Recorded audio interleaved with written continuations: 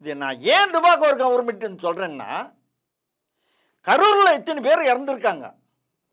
என்ன சார், உடனே விசாரணை கமிஷன் வைக்கிற? என்ன சார், சிபிஐ என்கொயரி வேணான்ற?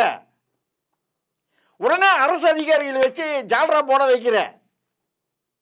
இத்தனையும் நடக்குது. குற்றவாளிகளை பாதுகாத்தாக வேண்டும், பாதுகாக்கிறாங்க.